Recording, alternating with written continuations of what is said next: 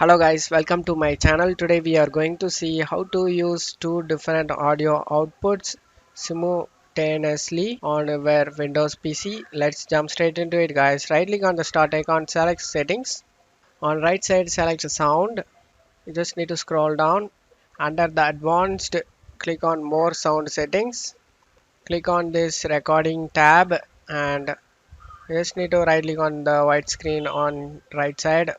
If you can't able to see the disconnected device, you just need to right click on it and show disabled device. You just need to check mark it if it is unchecked, and after doing it, as a result all the available but disconnected audio device will show up and become available. Right click on your desired audio device and select properties.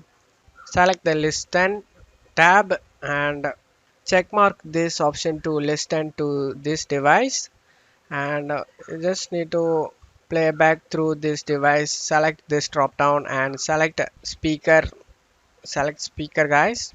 After selecting it, you just need to click on this level tab, and in microphone you can increase or decrease the level you selected device, and click on advanced tab, and in advanced tab exclusive mode and signal enhancement mode. In my case I didn't see that.